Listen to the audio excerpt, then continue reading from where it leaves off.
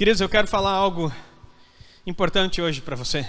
E eu vejo que Deus está sinalizando. Hoje eu pedi para que o Senhor falasse comigo algo específico. E às vezes nós temos uma mania de achar que Deus tem que falar como na primeira vez. Nós engessamos a forma que Deus age, nós engessamos a forma que Deus fala, e nós ficamos esperando. Eu tive o privilégio de, quando eu era jovem, ainda no primeiro ano do exército, como enganjado, num serviço que eu estava tirando, eu ouvi nitidamente, eu ouvi de forma, se audível foi, não sei, mas para mim, eu ouvia. Eu estava tirando um serviço na casa do coronel, era um serviço desarmado, só com cacetetes. E daí era um domingo, e na nossa parte da tarde, enquanto você não estava na hora, você podia descansar, porque não era dia de semana. E naquele momento, inclusive, o coronel tinha saído com a família, não estava na casa, e a guarda era no lado até hoje, é no lado da casa do coronel, tem uma outra casa onde fica a guarda. E aí, na minha folga, eu estava deitado. Era um dia friozinho, porque eu lembro que nós estávamos com cobertor, aquela manta verde do exército. E o meu colega, estou dando esses detalhes para você entender. E o meu colega estava tapado, dormindo até com a cabeça tapada com aquela manta. E eu virei para o lado da parede e quando eu estava começando a pegar no sono, eu ouvi uma voz que disse assim: Aguinaldo. E eu achei que era ele me chamando. Daí eu olhei para o lado e ele estava virado para a parede, coberto a cabeça. Aí eu deitei de novo.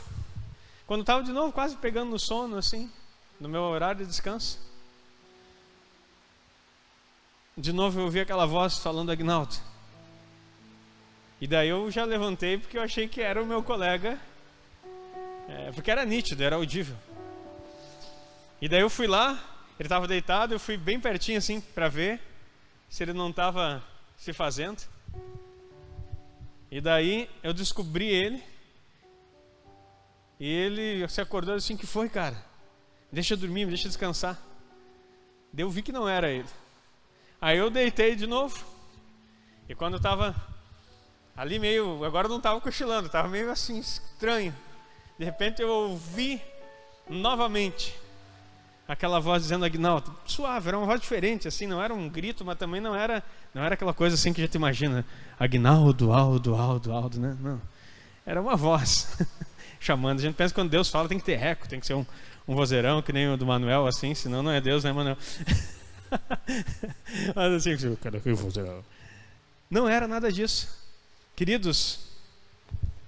E daí naquele momento, quando essa terceira vez chama, me dá um arrepio, me dá uma sensação, me dá algo no meu corpo e na minha mente. Eu vou contar para você que eu não era um estudioso de Bíblia nessa época. Eu era um crente normal, que nem você, que nem qualquer pessoa que esteja chegando à fé e talvez possa pensar que Deus não fale de forma audível com você. Porque às vezes a gente fica pensando: não, Deus fala com pastores, homens que estudam a palavra. Queridos, acho que nessa fase da vida, se eu tinha lido 3 livros na minha vida toda, inteiros, porque eu lia sempre o resumo, era muito. E Bíblia, eu tinha lido o Novo Testamento, talvez alguns livros. Os Evangelhos eu já tinha lido. E Deus fala comigo. E aí mas eu era muito bom de escola bíblica dominical. Eu sabia as historinhas desde criança, as histórias bíblicas. E eu lembrei de Samuel. E aí eu sentei na cama, e quando eu vi aquela voz, me deu aquela sensação, eu disse assim: Deus, se é tu, estou ouvindo. E aí eu ouvi nitidamente assim: você largaria tudo isso por mim? Tudo isso era o meu sonho de ser militar. Era o meu primeiro serviço como militar, enganjado. E eu ouvi nitidamente. E aí, a hora que eu ouvi essa voz, queridos, isso me doeu. Não foi assim, não é mágico, não é encantador, não é nada assim. Foi doído. E eu disse assim: Deus, agora? Aí eu disse assim: Deus, tu sabe que eu largaria tudo por ti. Porque na hora me veio a questão da minha história de vida, o porquê que ele me deixou viver. Tu sabe que eu largo tudo. Saí daquele serviço angustiado, cheguei em casa, a primeira coisa que eu disse para minha mãe, você já deve saber desse testemunho, já contei. Disse que ia sair do exército e minha mãe disse que não, que eu ia ficar, e se Deus quisesse me usar no exército, que eu ia ser um capelão do exército. Foi a palavra que eu precisava ouvir. E aí minha história continua ali. E, queridos, o que eu quero falar hoje com vocês é que nós precisamos estar preparados para ouvir a voz de Deus no nosso coração, na nossa mente, como Ele fala e a maneira como Ele quer falar. Então nós sempre temos esse marco de história, eu tenho esse marco de história na minha vida, e eu sempre fico esperando que Deus fale de novo da mesma forma. E às vezes eu fico dizendo, fala comigo, Deus, eu vou para a cama, eu vou para algum lugar e fico esperando, quando que tu vai falar, Deus? Exatamente como tu falou aquela vez. Só que a gente acaba esquecendo que Ele é Deus e nós somos os seus filhos, e não o contrário. Não é nós que direcionamos Deus da forma como Ele deve falar e como Ele deve conduzir as coisas. Pelo contrário, é Ele que nos direciona. E hoje eu estou começando um tempo de oração, intercessão. E hoje à tarde, às 3 da tarde, eu fui, um pouquinho antes, era 2 da tarde na verdade. Eu fui para o meu período de oração e disse assim, Deus, fala comigo. Mas antes disso, eu disse assim, Deus, eu preciso de uma palavra. E eu peguei um livro aleatório da coleção de livros que eu tenho em áudio. E o livro falava sobre a oração no secreto, eu acho. Queridos, eu vou compartilhar esse livro com vocês. Porque eu comecei a ler o livro e o homem começa a contar a experiência dele. Só que no momento que Deus fala com ele, ele faz uma narrativa. A história é contada no livro como se Deus estivesse falando. Eu não sei quanto tempo esse livro se escreveu, foi escrito, não sei quanto tempo faz isso. Só sei que eu pedi para que Deus falasse comigo.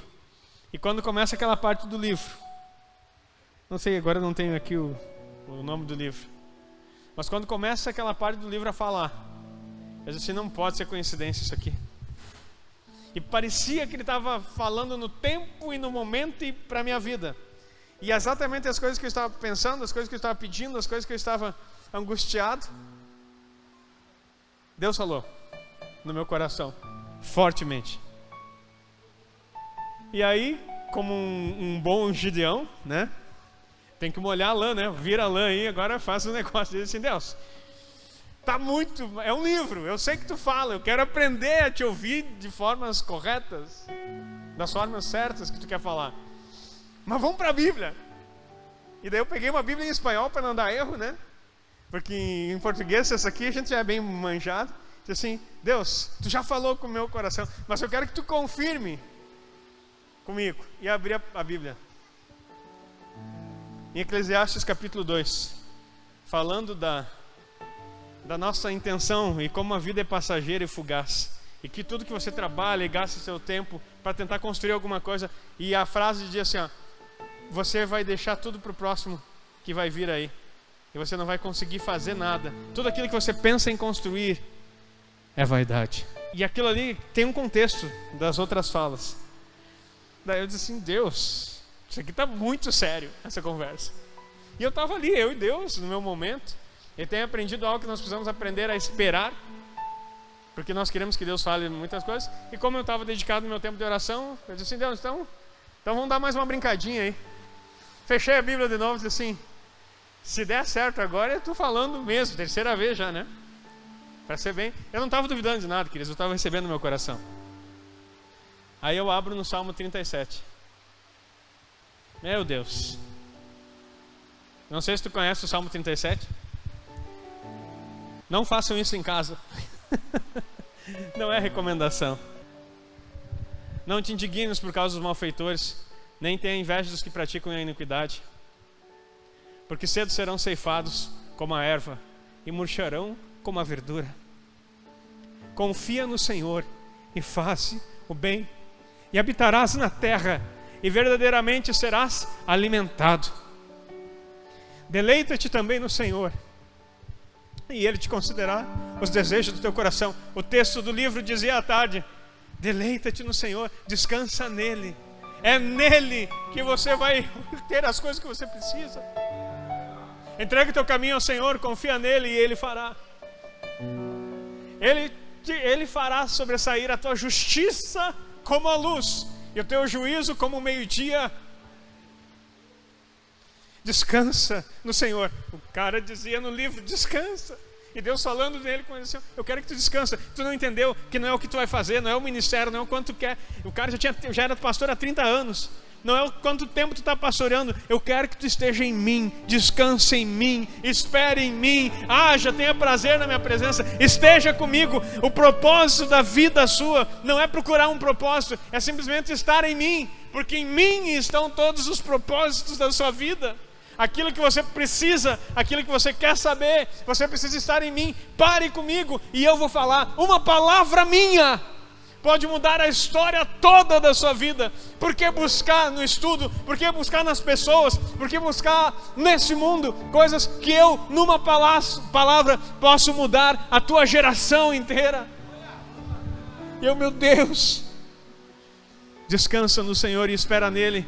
Não te indignes por causa daquele que prospera em seu caminho, por causa do homem que executa astutos intentos. E ele dizia no livro, Jesus falando com o cara do livro, mas falou comigo dizendo assim, ó, não tente fazer o que os outros estão fazendo, não tente ser como os outros são.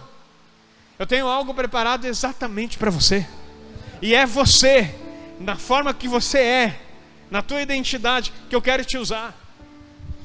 Eu não preciso que você busque ser alguma coisa que você não é, porque do jeito que eu te fiz, é a forma que eu quero usar e transbordar nessa terra através da sua vida. Queridos, deixe a ira e abandone o furor. Não te indignes de forma alguma para fazer o mal, porque os malfeitores serão desarraigados, mas aqueles que esperam no Senhor herdarão a terra. Pois ainda um pouco e o ímpio não existirá. Olharás para o seu lugar e não aparecerá, mas os mansos herdarão a terra e se deleitarão na abundância de paz. O ímpio maquina contra o justo, e contra ele range os dentes. O Senhor se rirá dele, pois vê que vem chegando o seu dia. Os ímpios puxaram da espada e armaram o arco para derrubarem o pobre e necessitado, e para matarem os de reta conduta. Porém a sua espada lhes entrará no coração, e os seus arcos se quebrarão. Vale mais o pouco que tem o justo do que as riquezas de muitos ímpios. Pois os braços dos ímpios se quebrarão, mas o Senhor sustém os justos. O Senhor conhece os dias dos retos, e a sua herança permanecerá para sempre. Até aqui, queridos, eu não sei se o teu coração está aquecido, está fervendo aí, mas eu quero falar rapidamente aqui sobre 4 manifestações do Espírito Santo. O Espírito Santo, ele quer agir e falar com você dessa forma. Nós temos que treinar a escuta, nós temos que treinar nossa sensibilidade. Você que tem um tempo, você que é autônomo, você que tem a sua empresa, você que tem o seu trabalho, que você não está preso a um nível de horários, ou como é que chama aquele ponto, que você não tem que responder por ponto. Eu quero dizer para você, priorize o reino. Não dá mais tempo, queridos. Eu não sei se você compreendeu. Todo o cenário mundial e do mundo está mostrando que o próximo Shemitah, o próximo tempo de descanso, o próximo ano de descanso, vai aparecer o Messias falso. E aí, quando ele se manifesta, vocês podem contar nos dedos, são 3 anos e meio. E acabou. Os outros 3 anos e meio é grande tribulação. Então, se nós pensarmos nisso, eu não posso dar datas aqui, mas o próximo ano de Shemitah 2030. Aí manifesta o anticristo, vai trazer paz mundial, vai trazer um negócio de 3 anos e meio. São 7 anos. E o nosso rei está pisando nessa terra para reinar e estabelecer o reino milenar. Não sei se tu não conseguiu fazer a matemática, ou tu se apavorou e já começou a pensar, meu Deus do céu, só isso? Tanta coisa que eu tenho que fazer. Eu vi uma pessoa falar, não sei se não foi um link que o Alisson me passou de uma pregação, que a pessoa dizia, Você espera que os seus filhos se formem? Você não verá eles se formando. Talvez daqui a uns anos você assista esse vídeo e assim, esse pastor é um herege. Não, eu estou falando daquilo que eu creio, daquilo que eu espero. Os apóstolos disseram que eles estavam às portas, mas o Espírito Santo ele quer falar com você, e você precisa perceber 4 aspectos aqui. Primeiro deles, Mateus 28:20, coloca ali para nós, para que você possa entender como que ele quer comunicar nesse tempo. É importantíssimo que você saiba as 4 formas que ele fala com você, e você pare para escutar. Pare para escutar, aprenda a ouvir. A partezinha ali que diz, olha, ensinando a guardar todas as coisas que eu tenho mandado, eis que estou convosco todos os dias, até a consumação dos séculos, ou do mundo. Eis que estou convosco.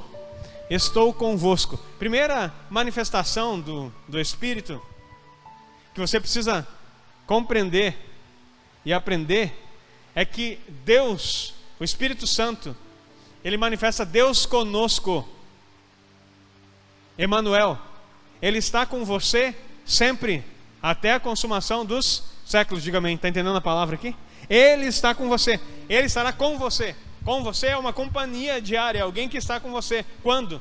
Hoje, amanhã, no feriado? Não. Final de semana ele vai dar uma saidinha? Não, ele está com você, convosco, com você, todos os dias, até o fim do mundo, que não está longe. Essa é a primeira manifestação. Você precisa saber que o Espírito Santo, em qualquer situação, em qualquer lugar, mesmo quando você faz algo errado, ele continua com você até a consumação do sexo. Ele não pode mentir, ele não pode ser arredado perto de você. Amém? Ele está com você. Ele pode ser entristecido, então não faça nada para entristecer. A coisa mais preciosa que você tem é o Espírito Santo de Deus. Não entristeça. Segundo aspecto que você precisa aprender aqui, queridos, que ele não está apenas com você, ele está em você. João 14:17.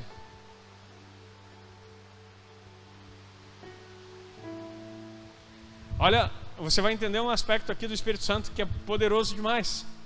O Espírito da verdade que o mundo não pode receber, porque não vê nem o conhece, mas vós o conheceis, porque habita convosco e estará em vós. Aqui era futuro, o Espírito Santo não tinha descido ainda. Habita com você, está no lado.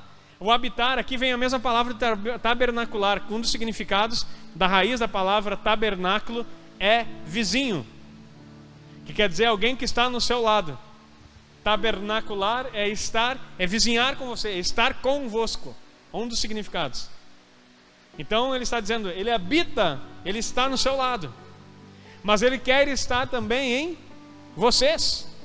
E como já passou o tempo do Pentecostes, já se realizou a promessa, ele habita em você, diga amém. Aquele que crê, está escrito lá em Efésios 1:13, é selado com o Espírito Santo da promessa. Ele está em você. Então ele está no seu lado, ele está dentro de você. E agora o terceiro aspecto, queridos, do Espírito Santo. Atos 1:8.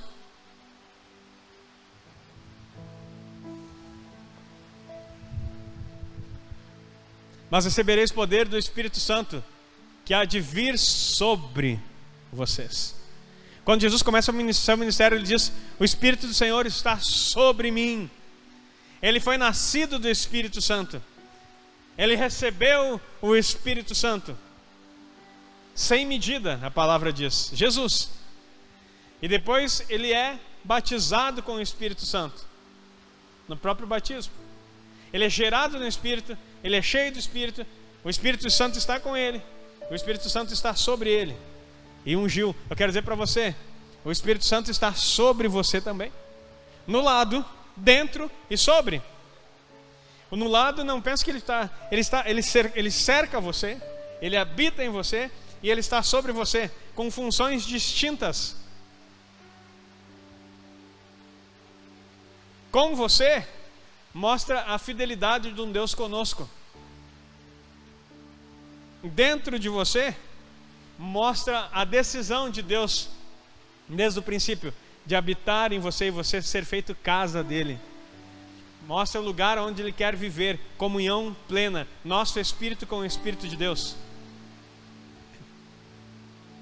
sobre você, mostra a unção que Ele derrama, para que você possa fazer aquilo que você não consegue.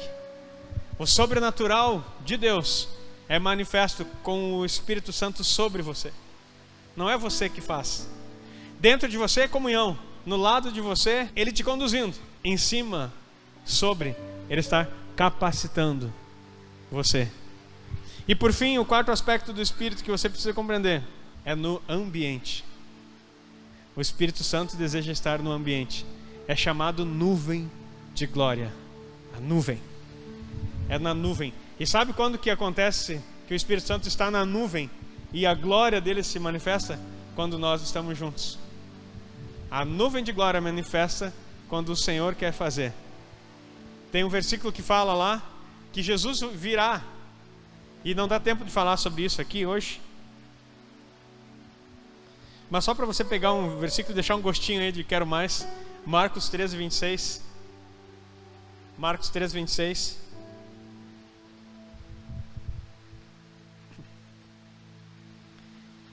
E tem todo um estudo sobre isso. Não. 13. Tá 13 ali, né? É 13. E então verão vir o Filho do Homem nas nuvens com grande poder e glória. A gente sempre imagina que a nuvem é essa que a gente vê no aviãozinho quando está voando ali, que tu vê aquela nuvenzinha embaixo. Não. A nuvem que se refere aqui é a mesma nuvem de glória que desceu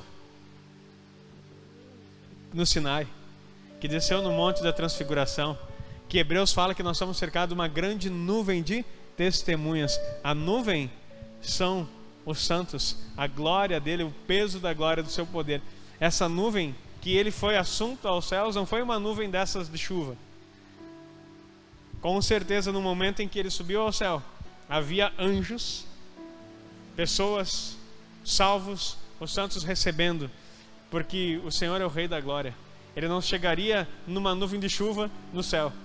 Ele foi recebido com uma grande nuvem de testemunhas. Quando a glória do Senhor desce nesse local, o Espírito Santo se manifesta, ele manifesta na casa com uma nuvem de testemunhas. Seu Espírito, que é Deus, trazendo anjos, testemunhas, vamos deixar assim, para não complicar a tua cabeça. E aí ele se movimenta, porque todo movimento na terra que vem do céu é celebrado, visto e entendido por aqueles que estão em Cristo e aqueles que são testemunhas. A Bíblia fala que quando um pecador se arrepende, há festa no céu. Então, se há festa no céu, queridos, o povo de lá está sabendo o que está acontecendo exatamente aqui. E eles são testemunhas. E a glória de Deus, quando se manifesta no coletivo, quando o corpo de Cristo... Ai meu Deus, olha que coisa poderosa.